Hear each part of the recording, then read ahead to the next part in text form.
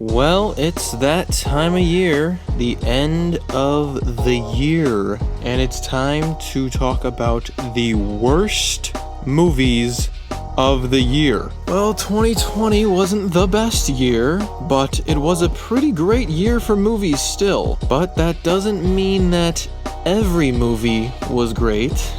There were still many stinkers this year. I saw so many good movies this year, and I also saw a lot of So now I'm going to talk about the top 10 worst movies that I saw this year, starting with number 10. Number 10. The Babysitter, Killer Queen. The Babysitter, Killer Queen is the sequel to The Babysitter, directed by McG.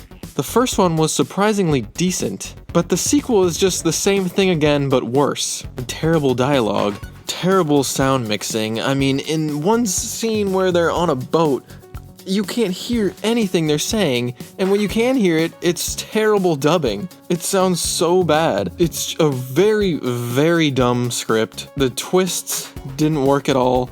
It's just... The one positive thing I'll say about it is that the practical effects were pretty good. Some of the kills were pretty nasty, but overall, this was not good. Number 9. Hubie Halloween. Well, Adam Sandler follows up a career best performance in the masterpiece that is Uncut Gems and does Hubie Halloween. This is another Adam Sandler Netflix movie about Halloween, and it's another classic Sandler. He's using his annoying voice that he always uses throughout the entire movie. Selling expired bacon. Janet at the library has not been herself lately. I heard a voice in the sewer. I was like, oh, he's gonna keep talking like that, huh? Steve Buscemi's in it. Will from Stranger Things is in it. All of Adam Sandler's friends are in it, because of course they are. This is the least funny movie that I've ever seen, and it's trying to be funny. I think I'd rather watch Jack and Jill than this. It's just painfully unfunny. In the first 5 minutes, Adam Sandler is riding a bike and catches 3 raw eggs in his thermos and then drinks them and instantly projectile vomits. So that really set me up for what this movie was going to be. Number 8. The Last Thing He Wanted. And the award for number 1 worst title of the year. The last thing he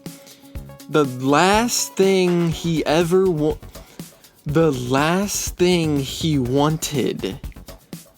What the is this movie about? Starring Anne Hathaway, Ben Affleck, Willem Dafoe. This movie's gonna be great!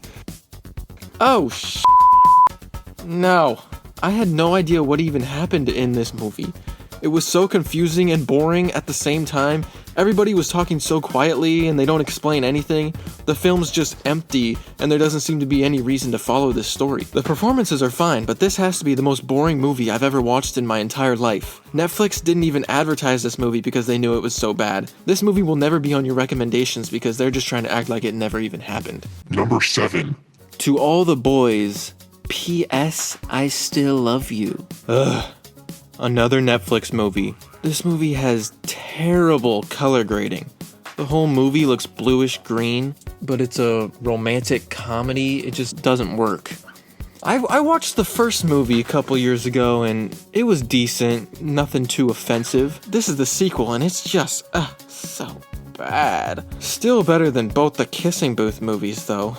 Noah Centineo plays Peter and he's just a terrible person. Now, is having a terrible person in your movie a bad thing? No, of course not.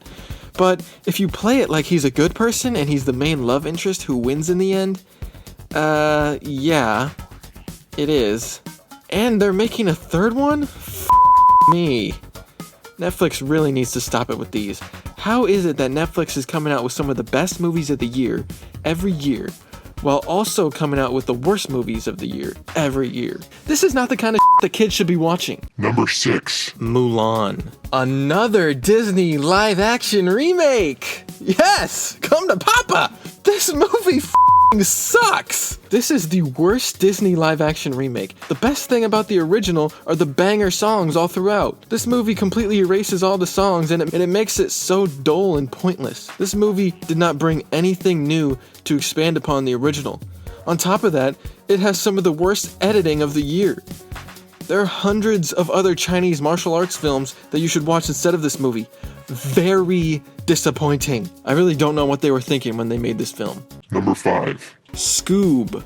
This does not feel like Scooby-Doo at all. This feels like an Illumination movie, in a bad way. But apparently it's not. This movie has so many pop culture references that aren't even jokes. They just say things that you're supposed to be like, oh, I know what that is. Oh, Simon Cowell. Oh. This is going to age worse than stuff that ages bad. This is not Shaggy's voice. Not my Shaggy. It's not my Scoobert Doobert Doo either. They try to cash in on the superhero hype, but it just doesn't work. It's just... Number 4. Fatal Affair. Fatal Affair is our annual stalker movie, written, directed, and produced by Tyler Perry. Oh, wait, no? That's wrong? It was directed by Peter Sullivan? Tyler Perry had nothing to do with this? Why does the script, direction, and production feel so rushed then? So this girl starts working with her ex, and then he starts blackmailing her. Bad script, unrealistic dialogue. It's just a big ol' mess. You know, it's so bad, it almost offended me. If only these people would have just communicated with each other, maybe a lot of this wouldn't have happened. And then I wouldn't have had to watch this piece of garbage. It's bad. Next. Number 3. Artemis Fowl. The main character cannot act. I know he's a kid and kids can't act, but even for a kid, this is a terrible actor. The CGI looks like it was rendered in 2002. Nothing makes sense. Each scene just starts and ends, and then there's another scene. That sounds normal, but none of the scenes are connected. Josh Gad? I don't even know what to say. Bad. Kenneth Branagh directed this. Why, Kenneth? I'm so glad he was in Tenet this year, because without that, his career would be over from this movie alone. My brain hurts when I try to think of what happened in this movie. It doesn't even seem like a movie. I don't even know what happens. They thought this was really gonna be the next Harry Potter or something. This is just embarrassing. Disney should not have released this movie. Let's just move on so I don't have to suffer anymore. Number 2. The Kissing Booth 2. 2 hours and 12 minutes. This movie is 2 hours and 12 minutes. There is no excuse for that runtime. The first one was hilariously bad, but this one is bad in a serious way. So we're supposed to believe that this guy got into Harvard? Give me a break. In the movie, he's reading a book and then he says he doesn't actually read, he just looks at the pictures. How the does he get into Harvard? So these two people set up a kissing booth in the first movie and they made a ton of money. So they want to do it again. But this time they don't have the popular hot guy jock to do it, so they need someone else. But good thing there's a new hot guy that just transferred here right as the other hot guy graduated. The new guy has this video of him like sweaty, working out. Hello. Tray of ice cubes or Instagram. I understand people who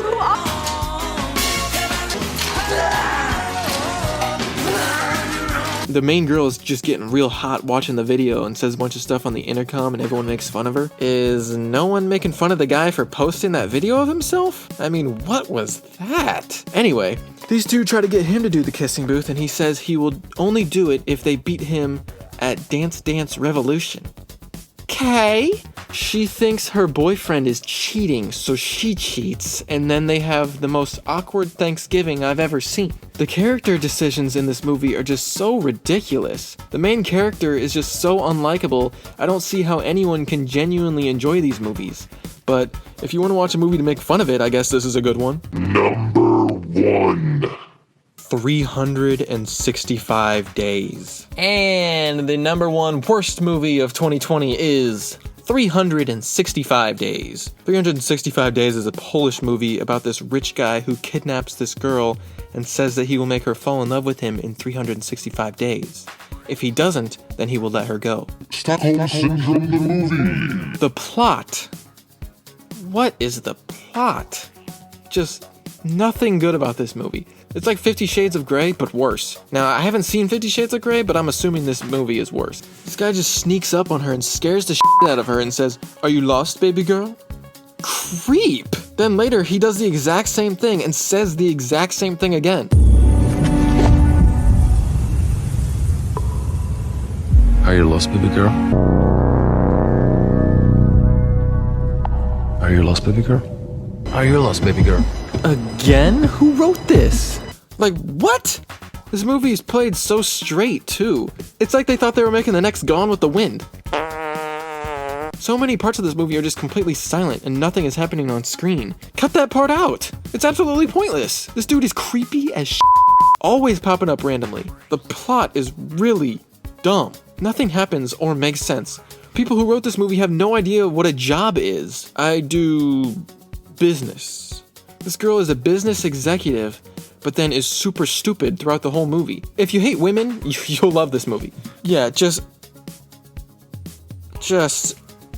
a big old pile of This movie is so bad that I kind of enjoyed it. Anyway, yeah, these are some pretty terrible movies. Next up, we're gonna be talking about the best movies of the year, so that'll be fun. See you then. Bye.